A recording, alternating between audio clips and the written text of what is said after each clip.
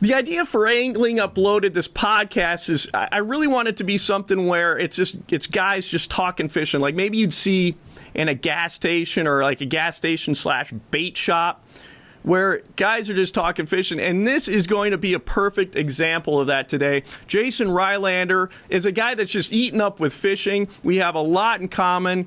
He also loves to fish for eelpout or burbot. Some big news that just happened with the Eelpout Festival in Minnesota. And if you're a fan of partying and fishing, this is kind of sad news. So we're going to talk about it right now. Let's get loaded. Jason, you just informed me of some pretty important news. Eelpout Festival. Pete Wagner, my cohort, my partner in crime with another fishing show, we did a show at Eelpout Festival. I have a cat right now.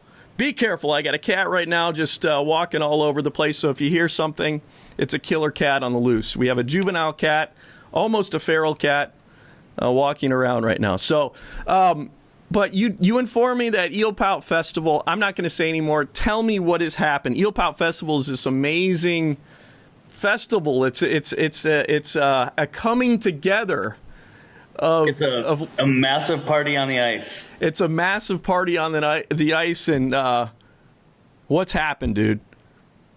Well, I think I guess I've seen it coming after working there the last couple of years, but the county and the city and possibly the DNR are putting more and more regulations and requirements on cleanup efforts, which I think everyone understands. But as an organizer, there's only so many dollars available to spend on cleanup and cleanup crews. And then you have things that happen like last year with massive amounts of flooding. Things get frozen into the ice, and it's unfortunate. I mean, it brings a lot of money into the community. Unfortunately, it's at the cost of the lake. It outgrew itself. It got too big. And so how many people was that generating on average? Like how many people were coming to that? When I think at peak, I don't know exactly for sure, but I know that they were reaching 10,000. 10,000 people. And just getting close to that at the peak years. We probably have to give people a bit of a backstory about how the Eelpout Festival started. I mean, what is an Eelpout Festival? How the Eelpout Festival kind of started and what it's become. So, I believe it was the 40-year anniversary was last year, and I think it was just local guys started this get together. Let's celebrate the eelpout, because at that point and for many years it was a trash fish, a garbage fish. Myself and other anglers, I think, are trying to change people's mind, and I think we've done a good job at that. They are a native species. They are delicious to eat. But when they started this thing, they were trying to get them out of Leech Lake. There were biomass that they didn't want in there, and it was catch them, kill them, throw them in a pile on shore. Now, granted, I know a ton of people that would come every year and grab eelpout and take them home and eat them because it was free pickings for them. But I think the party just grew and grew and grew, and as the popularity grew, you saw more people interested in the let's party, let's drink, and then there's a lot less people fishing, a lot less things based on the actual fish. And then with the advent of these wheelhouses, I mean, it just got easier and easier for people to get on the lake and come to the party. I know growing up in West Central Minnesota, my neighbor, they had friends that lived in Walker, and I remember him when I was a kid. This was in the 80s. They would go to the Eelpout Festival in the 80s, and they would build a shack. They would put something together every year and then take it down and put it together again the next year. So I think with the advent of the wheelhouses and the ease of just dumping a house down and going and partying, it got to that where it got too big. Right, and it's to me, I really look forward to it because it was and I'm the first to admit, you know, when I went up there, it was with friends, and it was, you know, we fish, but I think I've been to the Eelpout Festival like 3 times. And I was one of those that probably was more on the side of we're going up there, it's going to be party time with a little bit of fishing. Because I knew that I couldn't, with the group that I was going with, I couldn't, you know, be my, you know, super focused. Pretty much my wife will attest that I can be kind of an asshole when I fish because I get a little too serious, believe it or not. And so when I've gone up there, it's been more about you know, socializing and really a cultural thing, like a Minnesota pride thing for me, you know. And it was like Mardi Gras on the ice, and it's really disappointing that it's not happening because it was like kind of a winter tradition, you know. And so it's to me, it's is there anybody thinking about trying to bring it back, maybe bringing it to a different lake, or is there anything going on like that? Or well, the rumors that I've heard, and these are just rumors, is that they do want to keep some sort of festival in Walker. And whether it's the Chase or it's the city, I don't know what's going on, but it would be something off of the lake and on shore. And I'm sure the hang up with that is otherwise you want to go to this festival in Walker. It's how do they stop you from putting your fish house on the lake and staying there? I mean, because we could go do that right now. Right. Well, do you see it as being a community that's maybe this is controversial, I don't know, but a little bit uptight? I mean, you know, is it? Where do you fall on this? Because personally, I'm super disappointed it's done. I mean, I get it. Like, Walker's a small community. Heck, how big is it? 500 people or 900 people? Or it's maybe 1,200. It's not large at all. I mean, and I know for a fact a lot of those businesses relied on that weekend to basically survive the winter, because Walker's chaos June 1st through Labor Day. Mm-hmm. But you know, you go there right now and it's a ghost town. There isn't a lot happening in the winter. I mean, you get some fishermen coming to the Chase or the Trappers or some of those resorts, and they're doing the ice fishing thing. Handful of snowmobilers, but you don't see snowmobilers like you used to. So that tourism's kind of slowed down a little bit. But the business community is really going to be the ones that suffer from the chaos of that weekend and all the money that gets spent. So who was it complaining?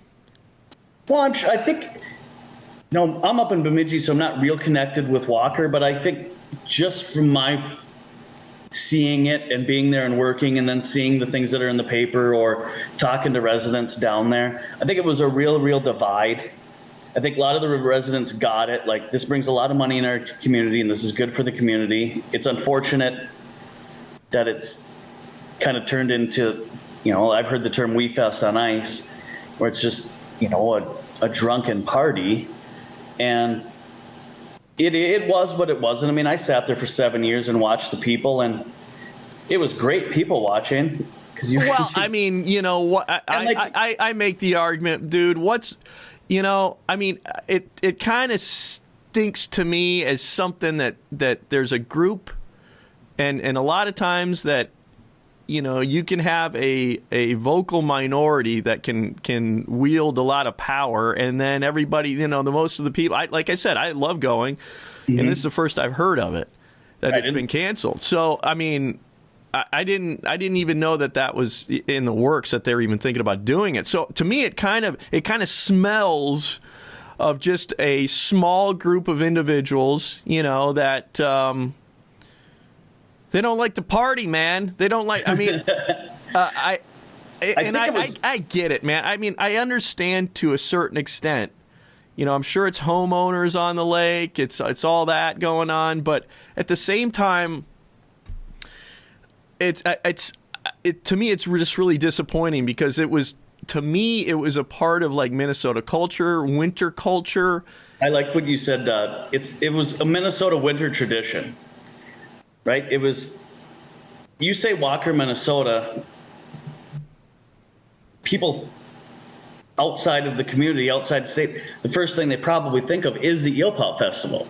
They don't think of Leech Lake or the great fishing on Leech or the cool area.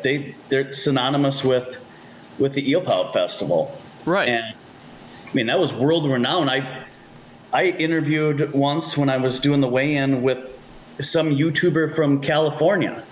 Yeah. That was, I didn't have any idea who he was. When you and Brett were talking about YouTube and the popularity of that. Yeah. Well, here's this YouTuber that I'd never heard of because I'm not a YouTube follower necessarily. Right.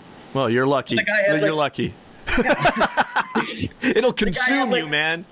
300,000 followers, and here he is, shows up at Eelpout, and to experience it because it is. Well, I mean, everybody. I mean, it was national. It was. I mean, I've seen like the Tonight Show come out and do segments on Eelpout Festival. Like late night television would come out. Well, we had big national shows. We took Emilio Santinello and the sports guy. What's his name? It's escaping me right now. What a beautiful backdrop, by the way, too. I mean, I'm very envious. I do not have a fireplace. We just did a renovation on my home that I'll be paying for till 5 years after I die. I should have it paid off. Right. But, the wife wanted a fireplace, so we put it in. But you got to check this out. It's absolutely gorgeous. I don't know. Oh, I see it. This is on my mantle. Now, don't worry. This is only a video podcast right now. It's not audio. So most people are seeing what you're showing right now, and which is a burbot. And that's gorgeous. Did you make that? No. I purchased this at Eelpout Festival. The guy, he's a decoy maker from southern Minnesota, John Laska. Okay. And I kind of helped him. I sent him a bunch of photos, like different angles and that. Sure. Because this thing has like a real. That's amazing. Yeah, it even has an Eelpout. Yeah, it even has that abnormal body shape, which I think is cool. He did an amazing job. That's a fantastic job. Yeah, the little barbel. Yeah, that's the one barbel. That's what's so interesting about that fish too. It has one barbel right here on a chin, little chin whisker. But what a shame though. Even for someone to see, just showing that someone's bringing their art to the Eelpout Festival, and that's incredible art. That's what a fantastic job that person's done. They're coming up there to peddle their wares. And it's just people coming together, trying to we're getting close to the end of the winter. We're almost there, coming together. It's the end of February. And I loved it, man. I mean, I make great people, you're meeting great people, having a great time on the ice. I love it's such a unique experience for someone who doesn't live in Minnesota where, you're standing, it's a party on the ice. There's venues on the ice. There's bars on the ice. There's stages. There's bands playing, and you're standing on the ice. You're walking on water, and we're used to it now, but it still is when I first moved back to Minnesota, I was like, this is so freaking cool. That this is all happening on top of a lake, frozen water, and then you drill a hole down and you're trying to catch, these underappreciated fish that I think they're beautiful. Actually, I think their markings are incredible. But it was just, I'm super bummed. So there's you haven't heard anything about any plans of bringing it back or anything. I haven't, and I don't talk to Jared much, who was kind of the event organizer, and we were basically subcontractors that ran the tournament side because he's got bars to build and people to coordinate and garbage. And Matt Brewer was one of the guys. Yep, Matt did. Yeah, Matt's kind of how I got over there working, and then I kind of started, and Matt used it as an escape route to not have to come anymore. I gotcha. Seemed like him and I worked together for a few years, and then it was stuff. He's the busiest man in northern Minnesota. But I've been doing it. And I enjoy it because I get to bullshit with these local eelpout fishermen that these guys have been fishing for these fish. Like, I'm trying to soak in knowledge from them, get some information. Yeah. And plus I get to see a bunch of cool fish. I mean, I think the biggest one I ever weighed in was 12 pounds. And now since then I've caught some that big and took pictures of some even bigger, in fishing for them. But fun for me to handle a couple hundred eelpout in a weekend and get all slimed up and celebrate the fish I love. Absolutely. And to me, I really saw that too. It later becoming more about conservation and kind of trying to highlight the fish and get people to respect the fish more. And I mean, they're releasing. You helped us in our in the video in another fishing show we did, an Eelpout Festival show, where at the end where we released the fish, and you helped with that. And so there was it was really becoming more conservation minded, more about educating people that this is not a trash fish, this is a native fish. So, I mean, I look at it too, Jason. I think whenever you you get that many people together, I mean, it's going to be that any kind of festival, it's just gonna, it's not gonna, there's gonna be drunk people, there's gonna be a mess, but I think the pros outweigh the cons, and I don't know if it's upping costs to cover more or better cleanup. I mean, it's also like you're so dependent on Mother Nature. I mean, look at the conditions last year, because we had all that snow and somebody decides to drill a hole, which they shouldn't have done, and it causes flooding. Right.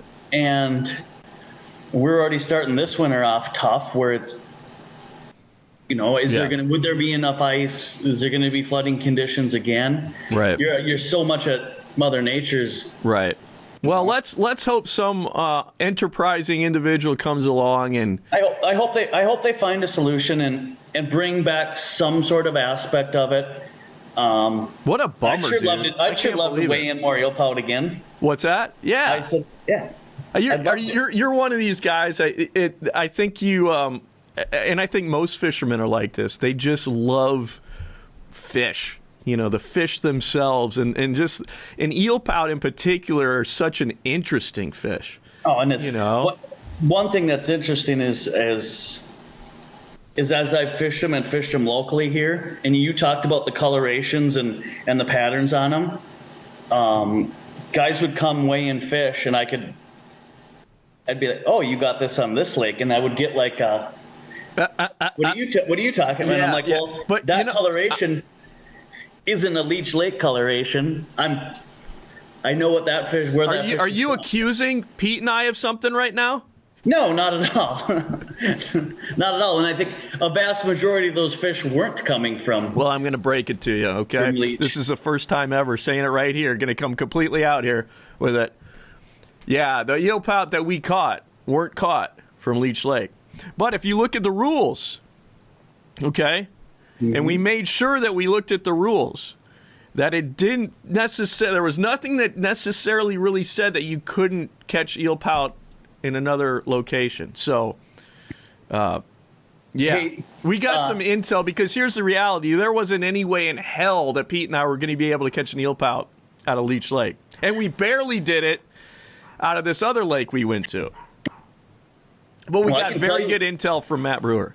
I can tell you maybe it came from you, actually. He might have got possibly. He probably got it from you. I can tell you the name of the lake that the winter came off every year. Go ahead. Can you use that beep thing? Sure. Okay, it was Lake. Okay, what? I've never heard of that lake, but it sounds fantastic. You just have to make sure you use the. Yeah. Oh yeah. No, don't worry. But now you know the secret. I'll give you spots after we take this offline. Oh yeah, you bet. Yeah. So tell me how you got just so wound up about. Do you prefer burbot or eelpout as their name? Well, is the official name. I guess I've got to call them burbot, but I'm also the guy that calls pop soda. Oh really? It's like you're from the East Coast or something. Yeah, I don't know why I started doing that. Even the soda thing kind of baffles me. Were you born in Minnesota? You're like, yeah, born and raised. Oh my gosh, it's almost. Grew up drinking pop, and all of a sudden I'm an adult and I drink soda. Okay, all right. I don't know, but I go with the I would go with the Burbot usually, or Burbs. Okay. My truck that's parked outside is the Burbot. Nice. You've gone all in. Yep, all in. So what happened? When was that? Like, these are my fish. I caught one back probably like 2006, 2007 on Lake Bemidji while I was walleye fishing. And it fought harder than any walleye I'd ever caught. And just like, I was like, I need to catch more and bigger of these all the time. Like, this was amazing. Plus, when the best bite is, walleye season's closed, pike season's closed, so you can panfish all day and then go burbot fishing at night. So it was the convenience factor of it as well. And then once I started trying different spots, trying different lakes, kind of putting some pieces together on what they like and what they're looking for, and all of a sudden you're catching 25 fish a night, and they're all awesome, man. 2 to 8 pounds. Dude, I mean, I know. It's a riot. It's just flat out fun. Exactly. And so what I like about you, man, is that, I like catching anything, dude. Anything that tugs your line. Absolutely. And that there's a lot of anglers out there that are just so species specific. Mm-hmm. And if, and trust me, man, I love walleye. I think they're fantastic. Right. But man, to think that they, are God's gift to all things, fishing, I think is ridiculous. I mean, I mean, and to criticize, I laugh when like guys that are just strictly walleye guys call like bass green carp or even like, I mean, it just for me, fishing is, I get some kind of a dopamine hit from it. It's a drug fix. It's like it's the strike. I don't give a whether it's from a common carp, it's from a white. Well, I'd rather it be a golden sucker or something. White suckers are kind of boring. But my point is that I mean it's. And especially a fish that, like an eelpout, that first of all it tastes. I mean, you can argue that it tastes even better than a walleye. Mm-hmm. I would argue that. Yeah, I would argue that it fights better. I mean, I don't know. I mean, big walleyes. There's big walleyes that can. Walleyes can fight hard. I was talking to Brett about how this summer I was fighting walleyes. I couldn't believe how hard they were fighting. But I guess my point being, as I ramble on here, is that. There's a lot of amazing fish out there to catch, and it just kind of irks me when I see people just on other fish as if walleye are the only thing worth catching. I think that's a bunch of garbage. Right. Well, you're talking to the guy that gets excited when he's walleye fishing and hooks into a nice big sheephead. Yeah. Drum. That's a fantastic fight. And for me, if I'm guiding part-time and I take somebody out and we get 6-7 walleyes, they got a nice meal, and one of them hooks into a sheephead and they have this 8-minute, 10-minute battle and it just kicks the crap out of them. We bring it in, we snap a picture, we let it go. What are they talking about when we get back to the dock at the end of the day? Right. Are they talking about the 8 walleyes we caught that they're going to go home and eat? Or are they talking about the fight on that 26-inch sheephead? That's right. And so what I think is really important too is to remember, and I think a lot of fishermen got into fishing this way. They weren't like so species specific. You fished for anything when you got hooked on fishing, and it didn't matter.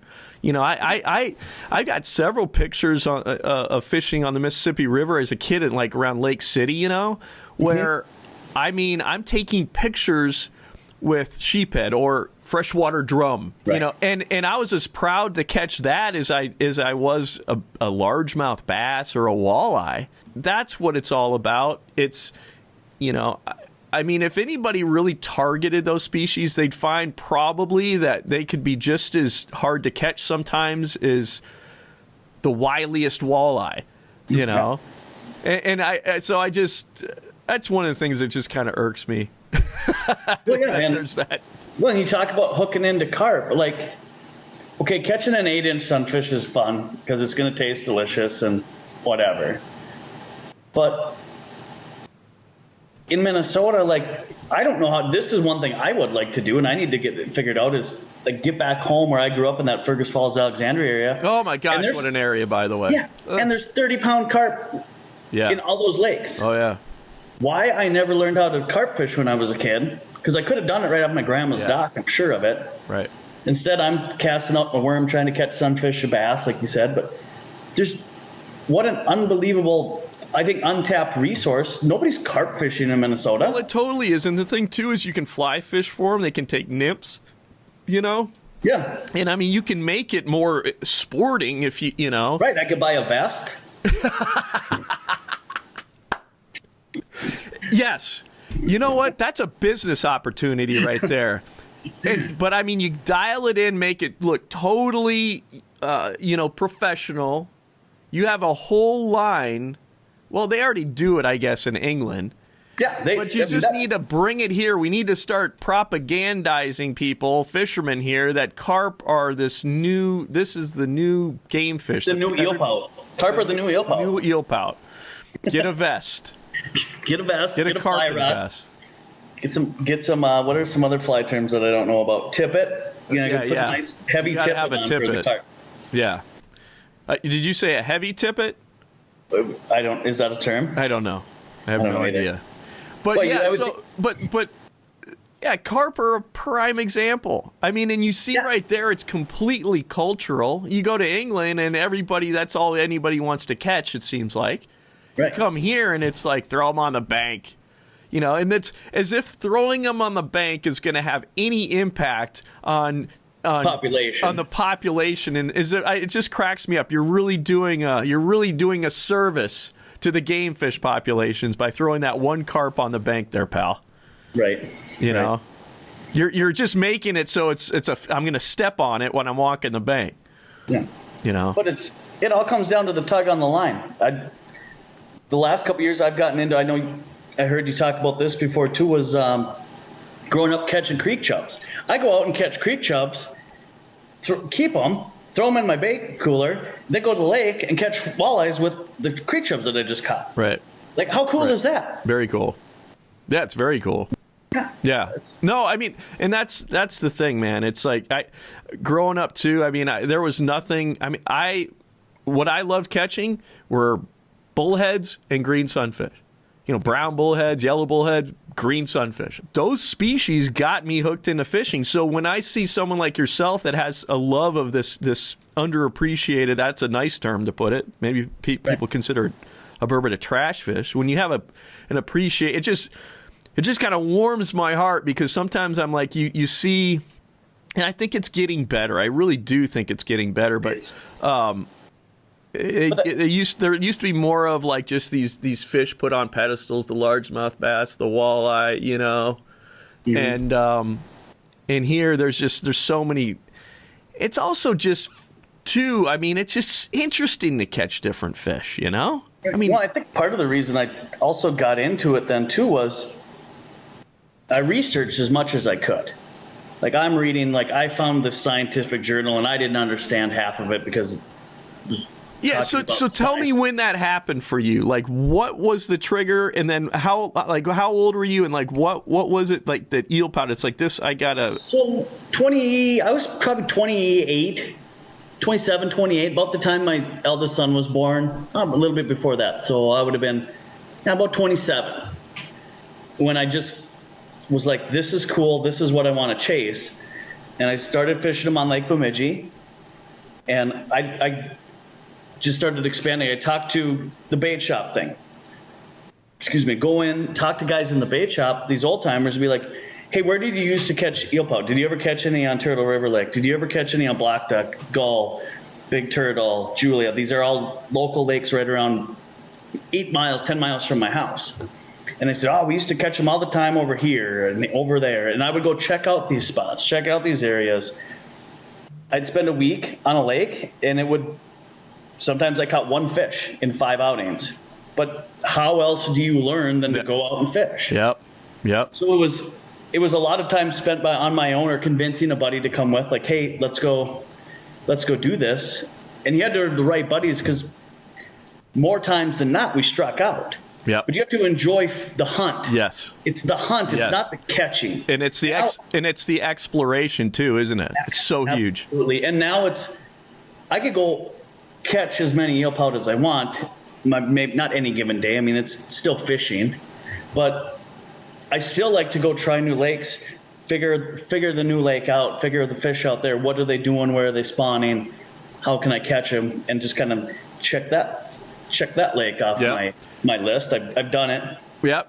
I could see, like, I've thought about doing this too, because I'd like to get a map of like a 50 mile or 100 mile radius map, 50 mile radius map of my area. I'm gonna put it in my garage and just go fish that lake, because right.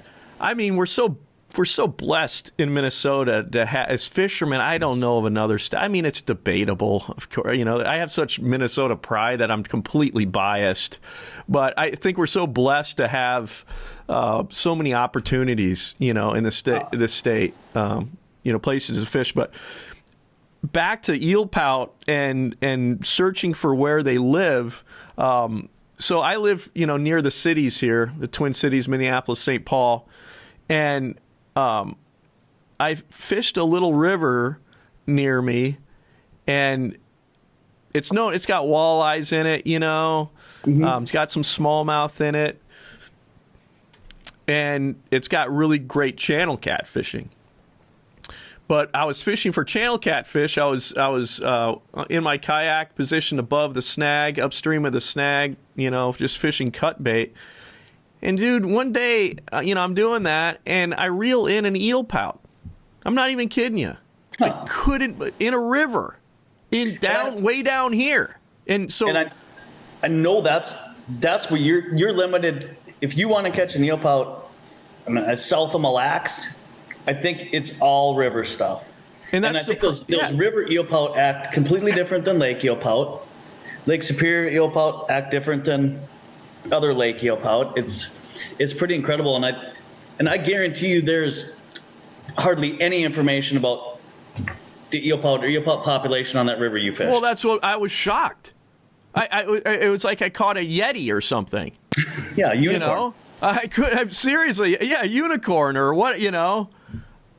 What else can we? A fairy? I don't know. What else can we? What other mythical creatures can we? So it was a little one, but I was like, first of all, it's in a river. I didn't know that they were in rivers. Mm-hmm. And I know that they're a cold water species. They're actually related to a cod, which we can go into more. But so I just was not expecting, because this was a warmer, down here it's warmer. It's not as cold, and so I was just floored by it. I couldn't believe that. But then I found out later that supposedly that there's a lot of springs, and seepages that are colder, and that they're probably just hanging around in those springs that are coming into the river.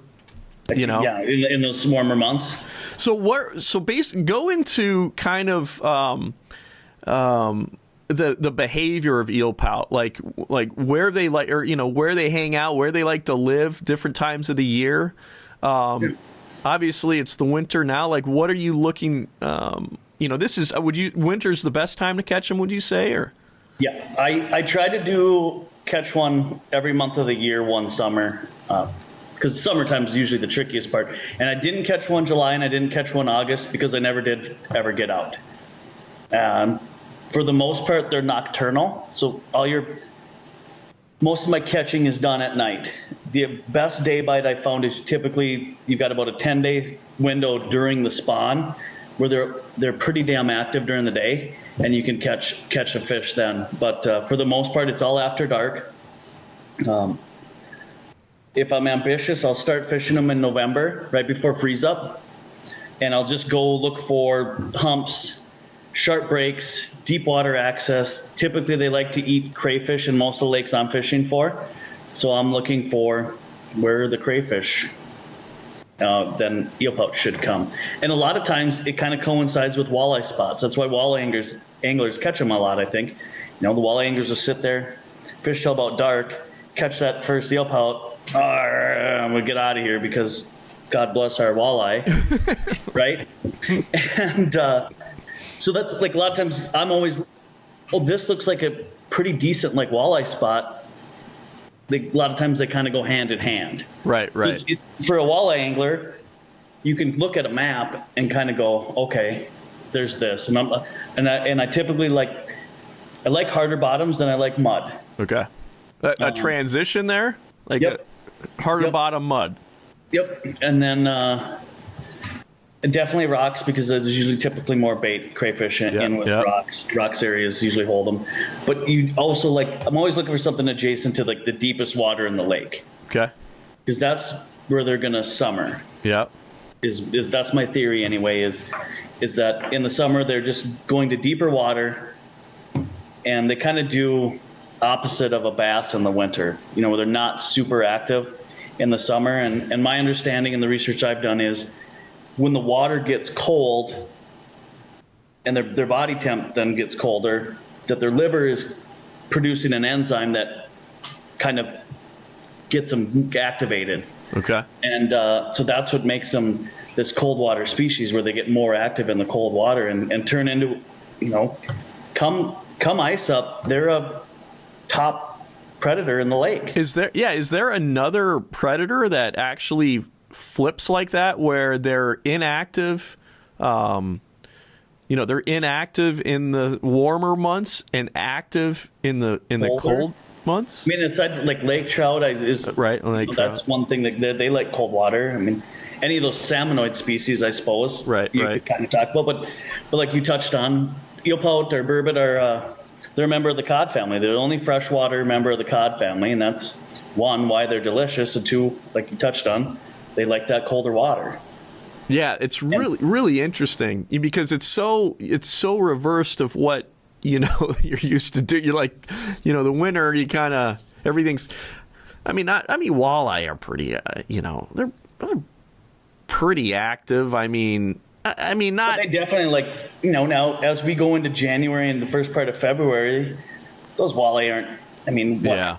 I would be surprised if they're eating once every 2 days, probably. Right. Metabolism slowed, and they're just kind of Right.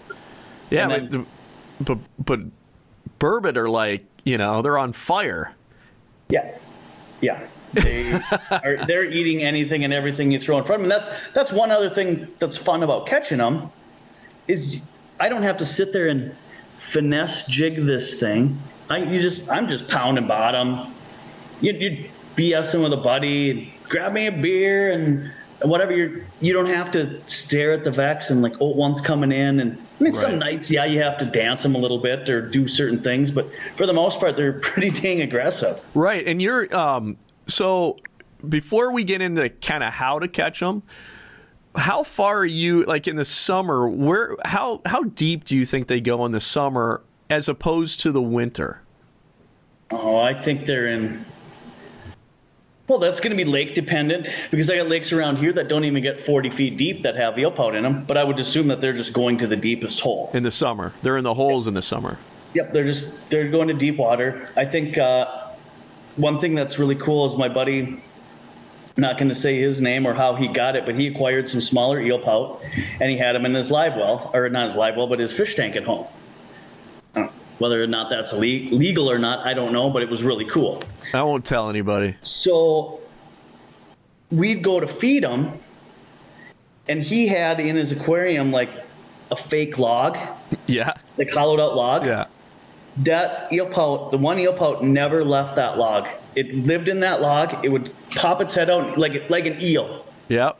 Yeah. Pop its head out and eat, and then just swim back around and go right back in there. Right back into and they wouldn't swim around the tank very often. They would just live in that. What was the water temp? It was just room temperature in there? Yeah, so I suppose mid-60s.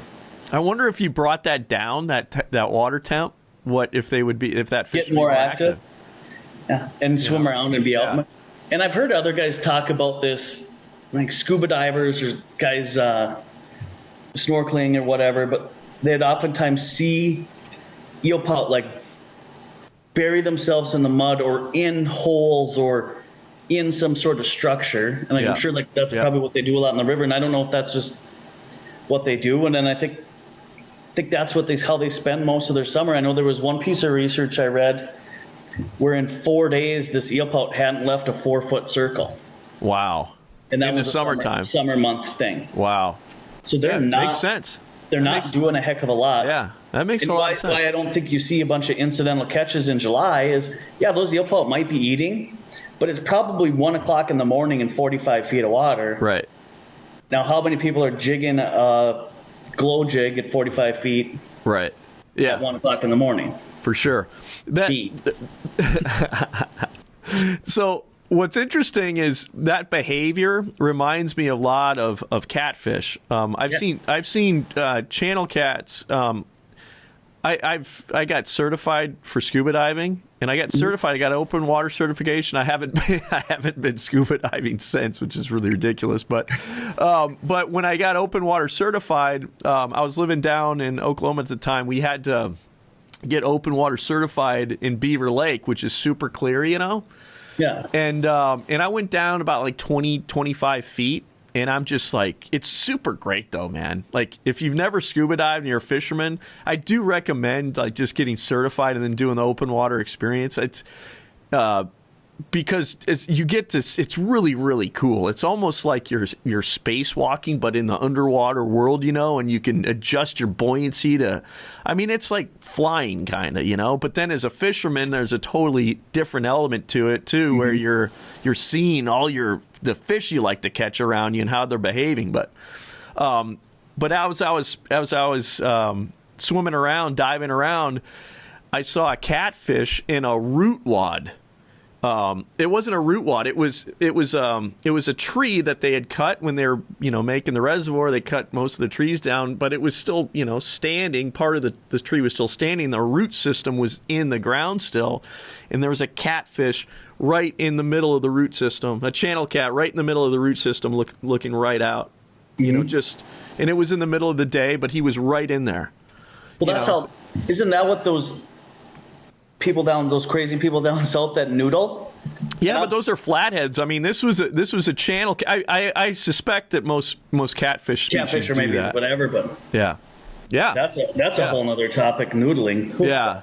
Like, I'm weird. I'll lay with eelpout, but I don't know if I could stick my arm in a hole. It's crazy, man.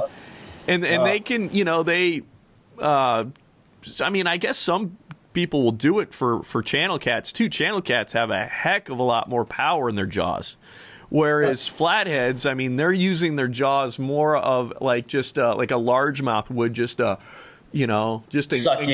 it, Right. Where channel cat, they've got power in their jaws, man. Right.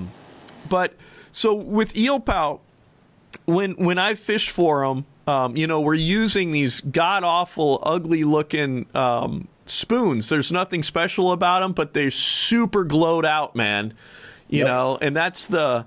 I don't even think the spoons that we had were... It didn't have any rattles or anything. It was just about the glow. So, big, heavy spoons, I think they're an ounce at least. Something like... I can't... They're big. And he even makes an ounce and a half one. Yeah. Oh, really? Okay. Yep. And that's my friend Adam, Big Nasty Tackle. Give him a shout out. Yeah, in fact, that's what we used. I'm glad he has the Big Nasty in the title. I didn't want to offend him, that saying that his baits were ugly or anything, but they don't have to be a work of art. It's a giant chunk of lead, and whatever paint he's getting is incredible because it's the best glow paint I've seen. And then last year he came out with basically just the round jig head. He's making them like those are 1 ounce. Using that same terrific glow paint, and I've used both of them, and you just want a big chunk to hit the bottom and that glow to catch their eye. So basically, you're putting. I'm trying to remember. We just put like fat heads on there, and just a ton of fat heads on the treble hook, and just If I can get shiners, that's usually my best. I'd like to take a golden shiner because it's a little bit bigger profile, I think they're a little oilier, and you get the scales kind of falling off, and just a lot of scent in the water. Because they're using their lateral line and scent. That's the two biggest things they're using to feed, and then a little bit. I don't think they can see very well. I mean, just look at the size of their eye versus a walleye, right? Right. But I think that little bit of that heavy glow is giving it just something to visualize, to pick up on. And it's not, so basically talk about the, you can't say retrieves, but you're not retrieving anything when you're ice fishing for them, but jig cadence is anything, when we did it, it was like about stirring up the sediment on the bottom and trying to call them in. Talk about what you do to catch these fish as far as like, once I've on my spot, and usually what I'll do is I'll find that sharp break, and I'll drill holes from the top edge down into the basin and work that hole, just kind of hole hop until I catch a fish, and it's like, okay, they're working this depth tonight or whatever, and then concentrate in that area and get everybody else in that area. But jig cadence is usually lifting up 2 to 3 feet and just letting that thing free fall and smash into the bottom and pick it up and let it smash. And I might do that 12 times in a row and then just hold it up in the air, hold it up to 1.5 feet. Well, your rod's holding up in the air. Yeah, my rod is. Get that bait about 1.5 feet off the bottom and just let it sit. Anything coming in? Nope. Pound. And probably 75% of your bites, you don't even mark the fish. You're pounding the bottom, that bait hits the bottom, and you go to lift it up, and there's a fish on it. They've come in and sucked it off the bottom. Now, I'm sure you've and as far as the lures to use, what lures do you use to catch eelpout? You're talking about the big nasty tackle. That's like a spoon. I don't know even if you can call it a spoon necessarily, but like what are the lures? What are the baits to use to catch eelpout? Well, I would say 98% of the fish I've caught are on the big nasties, the spoons, or his new jig heads. But as I tell most anglers, like if you get out and you can't find big nasty tackle or you want to go try it, anything that's heavy, anything that glows, anything that you can pound the bottom with. I mean, we've even put glow paint on some different rattle baits and ripped those, and we've caught some eelpout on those. The first eelpout I ever caught, I caught on a Selmo chubby darter, and it happened to be one of the bigger ones they made, and it was a glow. So there you go. There you have it. And then that's when I found out about Adam's bait, started using those, and they flat out work. Any particular glow color that you think is better, or doesn't matter to you? Brighter the better, as long as it's a bright glow. And then what's also funny is I've tried glow sticks or those little different things, and I don't know if it's because like the jig is so big and you have this bigger surface area of glow versus like a glow stick where you only get like a little bit of glow with that. Right. So I don't know. And I've dropped one thing that's interesting, the old Aquaviews. We had one of those, and my buddy had an old one. They had 4 cameras on it, one pointing each direction. And when you turn the light on, it was a light that turned on. When we dropped that in the fish house one night, set that camera right on the bottom and turned the light on, and eelpout would swim up and like bump the camera, and we'd shut the light off and then pound our jigs, and the fish would go, oh, okay, and eat. Nice. So the light was attracting the eelpout. Yeah, that's my theory. Yeah. But it worked. We didn't catch a million fish doing it, but well, you talked about like the Aquaview, right? And that Eelpout Festival show that we did, we had an underwater camera down, and I'll never forget how we were just jigging, and then all of a sudden, we could kind of see that big nasty spoon just boom, and we're. Mm-hmm. But once in a while, we just kind of like let's let it sit there because we were like, golly, I mean, nothing was happening for a while. And then all of a sudden, like some kind of a supernatural being from the distance, you could see this thing coming, and it's just like I mean, I would imagine. How can I describe how it swims? I mean, have you ever seen like like a Chinese New Year's Day parade or something, and the dragons that they have, and they're great comparison. Yeah, perfectly described. Absolutely. And how graceful this animal was coming in and gliding. I mean, out of the water, they're the most awkward looking fish, one of the most awkward looking fish that you'll ever see. But in the water, incredibly graceful. And the glide, I've never seen it. I've never seen that in a freshwater fish before. Right. How it just came in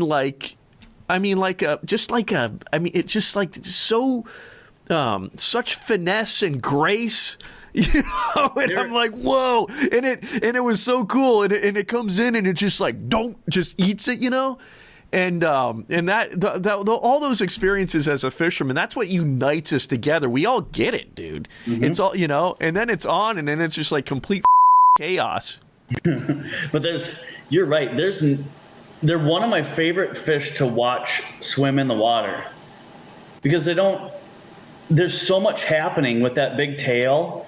I mean, we love fish, and any of them to watch swimming in the water is neat, but eelpout especially, just because the way they are. They have this big tail, and they these cool fins up in front that kind of steering them. Yeah. And that's, you talk about the fight. And I remember when I caught my biggest eelpout was 35 and a half inches. I caught it in April. I caught it in the boat. And I'm looking at this fish. It's sitting on the deck of my boat, and I'm just like, oh. And I put my hand up to the base of its tail, or in the middle of its tail. And this whole thing, it was as wide as my hand. Now, granted, I got awesome, little baby dude. cans.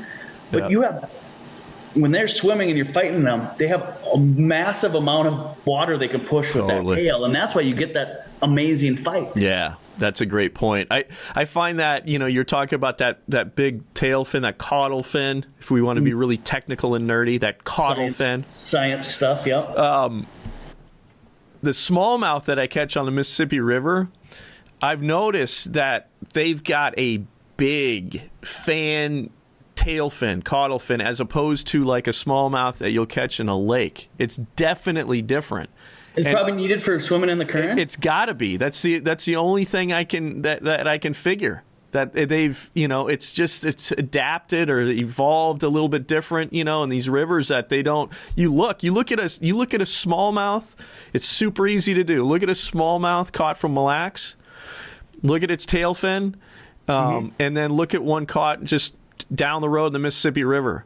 Its tail fin, super broad tail fins on the Mississippi River. Small tail fins, on the caudal fins on the Mille Lacs. And I noticed that when I first started catching them. I'm like, dang, dude, look at that tail. Yeah. But that's power. That's why on rivers, smallmouth fight crazy, everywhere. But they, in particular on a river, man, they're just boom, And the other thing, so there's so many cool things about eelpout, but the coloration of an eelpout. When I caught my first eelpout, I caught my first eelpout at Lake of the Woods. And the color up there is not much. Yeah, and it's not much, and I was impressed by it. And so then when we went to we did that Eelpout Festival show and saw all of those the colors. They're like Bengal tigers, dude. Yep. They've got incredible coloration. They really should be appreciated more. They're an amazing fish. I think I still think the prettiest fish come out of Lake Bemidji. They've got a lot of white into them. There's one of the lakes just up north, Lake Julia, small lake. I've caught a handful of eelpout out of there. Haven't ever done great, but out of there they're super dark with this yellow. They really look tigery in there. And the Cass Lake and Leech Lake fish look really similar. I'd say they're the classic eelpout looking eelpout. And then the easiest fish for me is the ones the guys are catching in the Brainerd Lakes area right now. Because for whatever reason, those eelpout down there are distinctly brown with a lot lot stripes or whatever that modeling is called. Yeah. They're just smaller, tighter type of patterns. What are you seeing a definite, like, guys are just now being more species specific and they're actually going out? I'm going out for eelpout. Are you seeing more and more anglers doing that? Well, I am, especially because those are the people I'm talking to. I mean, and I'll have guys that will shoot me a message on Facebook, and anybody listening, please always, and anytime you have a question regarding eelpout, I'm happy to give people tell you my BS or whatever. Give people your contact information. Yeah, it's just Jason Rylander. I'm on the interwebs, and feel free to give me a shout. Or Facebook, and you on Instagram and all that fun stuff? Yep, I'm on Instagram. I fish with Jason. And you can find us North Country Guide Service. That's with Matt Brewer, where I guide through. But these guys are asking me questions on, hey, we want to go look, and we're going to try this, we're going to try that.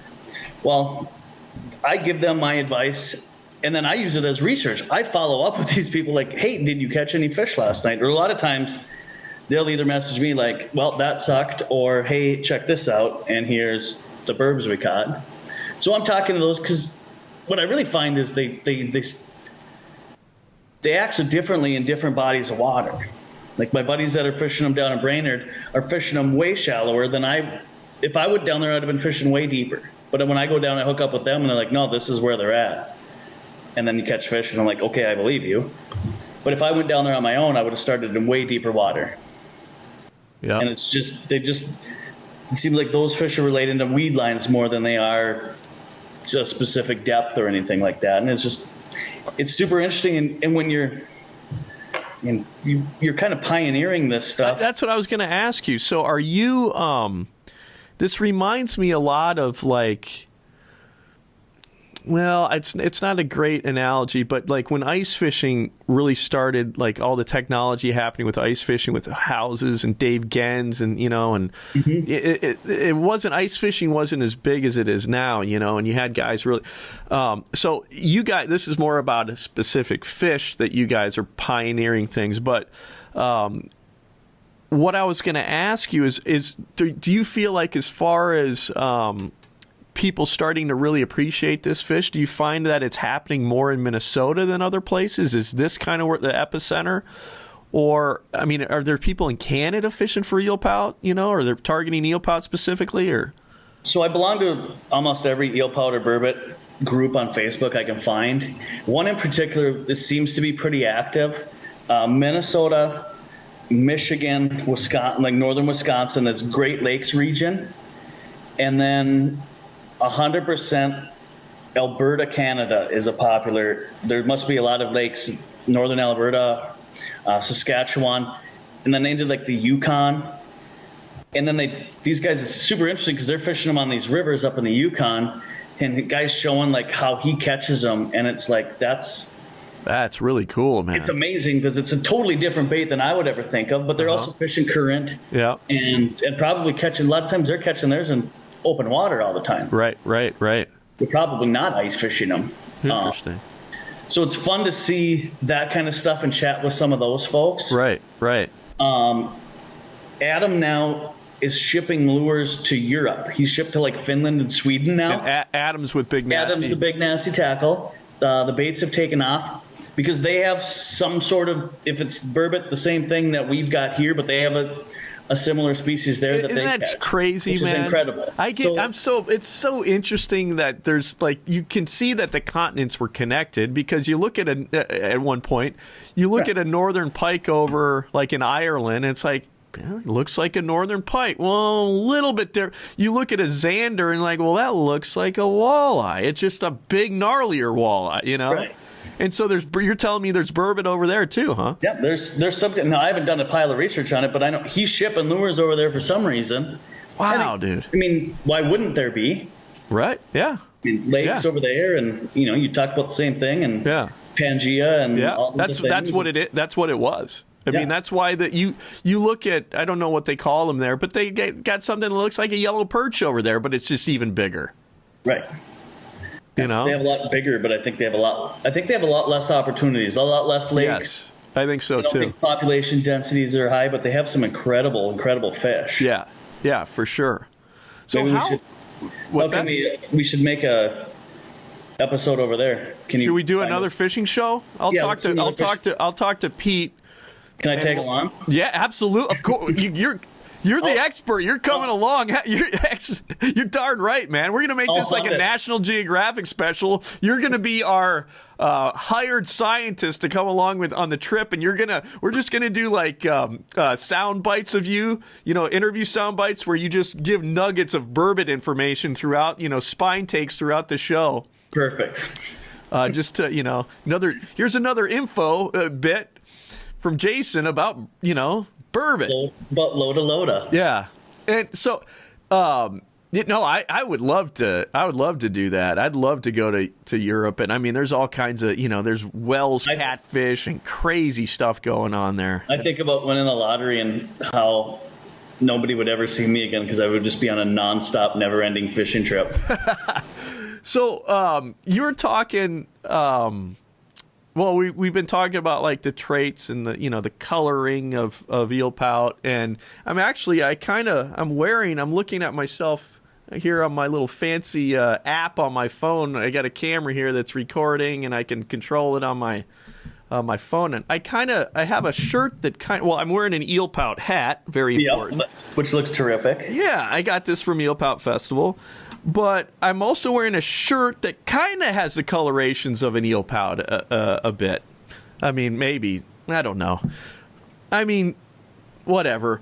But what I was going to ask you is, how big do these things get? Like, what's your biggest eelpout, but what's the top end size that these things size? My biggest is about 13 and a half pounds, I guessed it at. I caught it I actually caught it in April. Out of the boat, right in the ice out.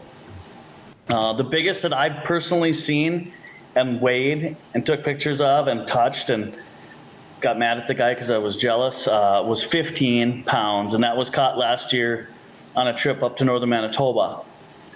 And the guy that caught it was actually pretty awesome. Dusty's awesome. Dusty is from South Dakota. Never caught an eelpout. He comes with on this trip because it's an incredible adventure, catching walleyes and pout and trout.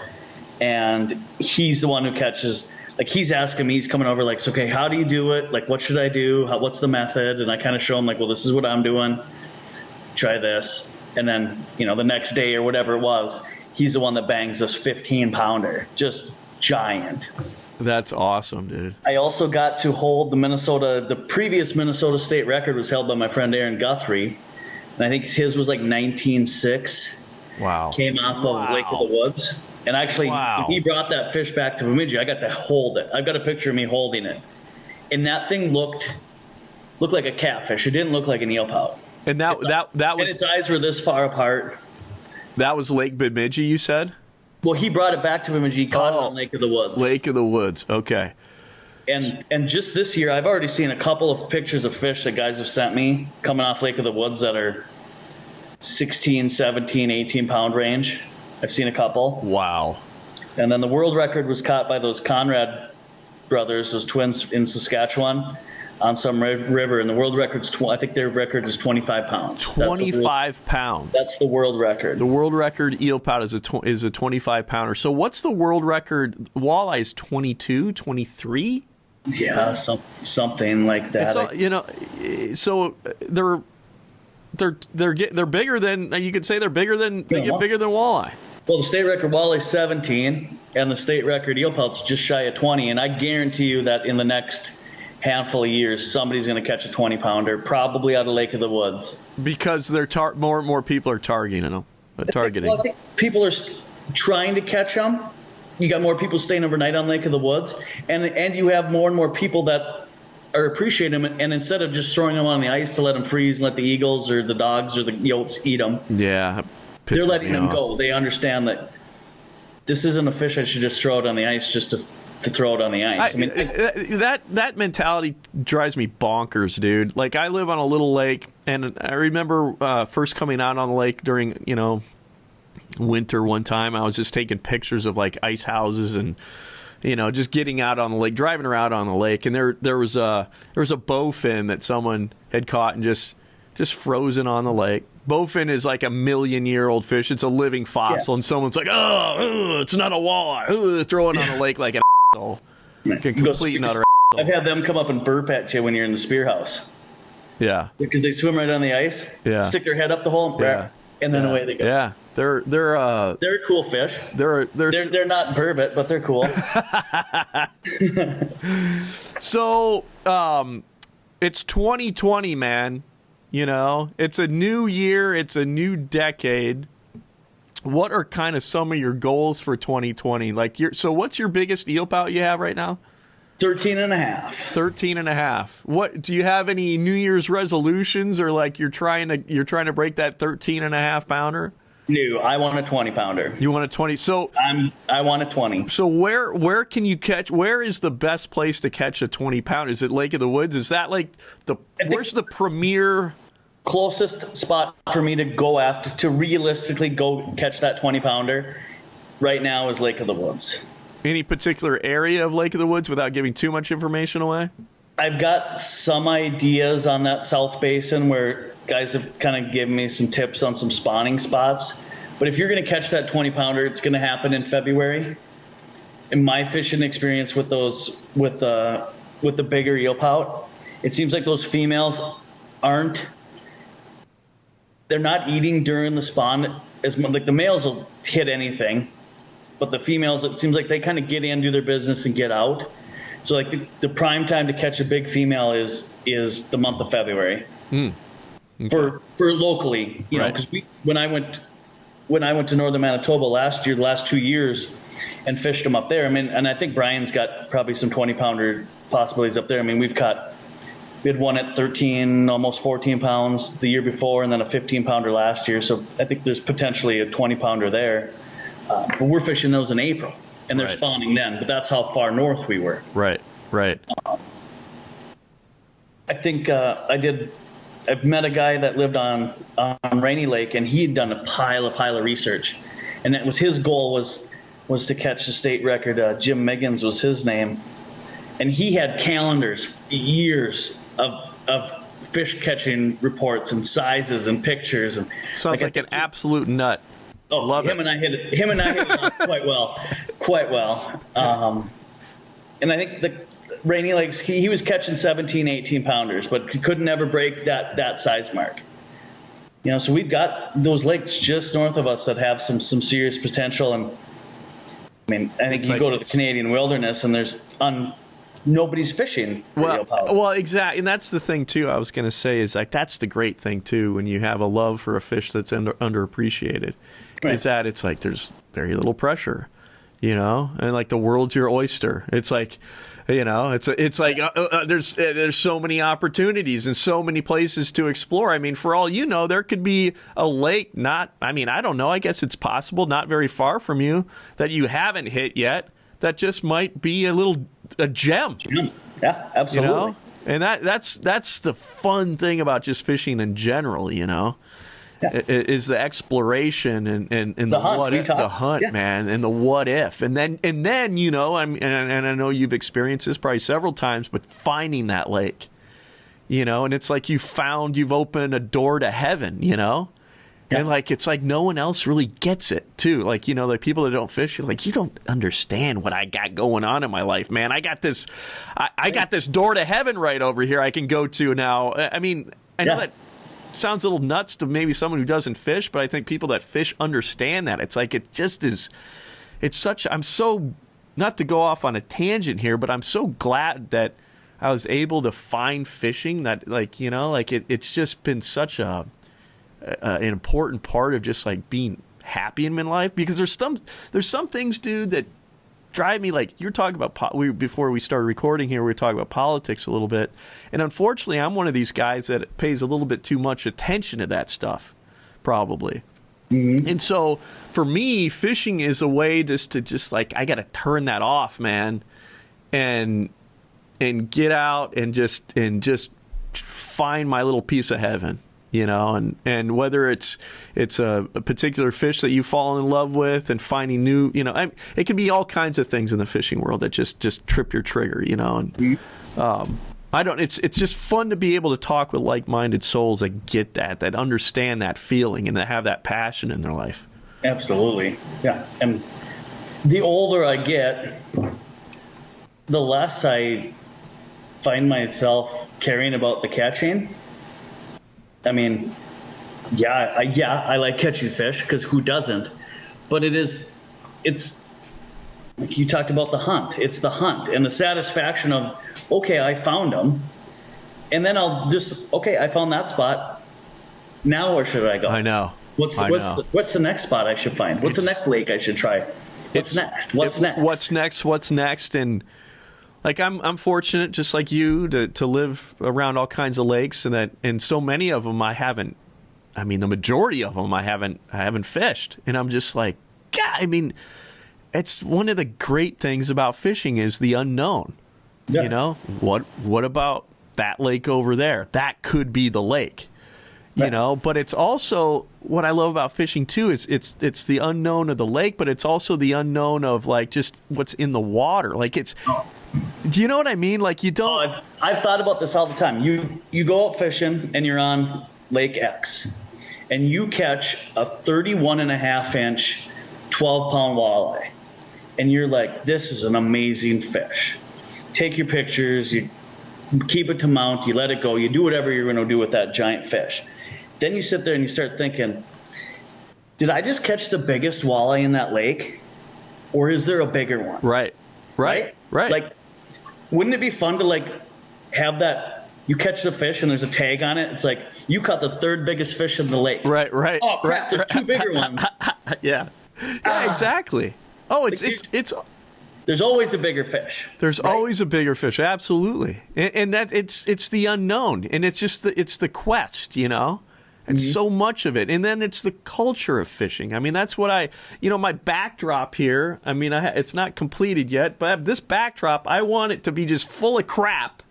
And the whole thing I'm going for, I'm probably failing here because I'm looking at my monitor here on my phone, how the backdrop looks. The whole thing I'm going for, this is a work in progress. I want it to look like a cross between a northern bait shop, going in, like have that feel anyway. And also like a bar, like you combine those two, an old dive bar in like in the North Country / dive bait shop is what I want that backdrop to look at. That warm, just kind of like that. Those places I feel the most comfortable. And that's what fishing is too. It's those places, it's those people, and it's the culture. And that's what, Pete and I have tried to do with another fishing show is kind of distill that down into that, why all those things that make fishing so amazing. Well, my wife's always like, well, how do you know this guy? And I'm like, because of fishing. Right. She's like, but where'd you meet him? I'm like, on the internet. Right. And she's like, well, what do you mean? Like, I don't know. He had nice fishing pictures. And comment on, you shoot the guy, do whatever. Yeah. And I was thinking about fishing too. Is like one of my favorite guys to fish with is a neighbor guy of mine. He's 72 years old. Like, where would I meet him outside of fishing? Exactly. Where can let's pick on the millennials, but millennials can connect with that 72-year-old man through a hook and a line. Oh yeah. And of course. They could go out, and I have friendships based on just on fishing. And the thing is too, and I think there's a broader lesson here probably, but the fact is, like, it doesn't matter to like someone's politics. I have friends that I absolutely love to fish with, and just friends in general that I couldn't agree. Nothing we'd agree with politically on. But it's like, who cares about all that when you're out on the water? It's just like you're connecting on a different level. You understand each other on the level of like this passion for fishing, and all the other stuff. It's like you get back to what's important, It's just to me, it's a fishing is a good reset. Like let's just calm down here a little bit, let's. Right. But yeah, it's a great example. Just me talking with you today, We've never talked before, You know, this is the first time we've had a conversation. Right. But I'm like, and we're at what, like we've talked for an hour? And and with no set real agenda besides like, hey, let's talk burbot. And just come on my thing. Let it fly. But I knew, I knew, yeah, it absolutely is, dude. I knew that this would happen. I was like, yeah, Jason, we'll click. It'll be fine. You know? Yeah, no worries. We are bound by the love of fishing. Right. And that's, you know, I've got friends that don't fish, and oftentimes I tell them, like, if it wasn't for alcohol, I wouldn't talk to you. Yes. Like, what are we going to talk about? Like, aside from alcohol can bring people together too. Yeah. Let's not lie here. Aside from the fact that we both hang out at the same watering hole and live a quarter mile apart, that's why we're friends. Mm-hmm. Because you don't fish, and if I don't have 3 whiskeys in me, I really have 0 to talk to you about. Right. Oh, absolutely. Oh, goodness. Well, I'm looking at my timer here. We got about 5 minutes roughly of record time on my 64 gig card. But so it is 2020. Are you seeing anything like any trends that you find interesting in the fishing world? You know, 2019. What did you think of 2019? Anything ice fishing in particular that you thought was really interesting, and that's going to be even more of a factor coming into this next decade? What's astonished me, and especially working the ice shows the last handful will be earlier this month and earlier in December.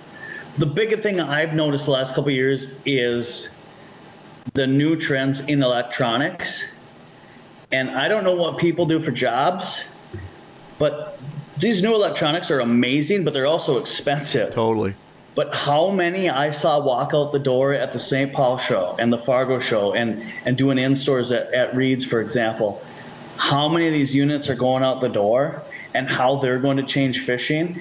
And the biggest thing I think as sportsmen and hopefully I know damn well that our DNR and legislature are looking at it too is, I mean, that Panoptics, that live scope technology, that type of technology, I mean,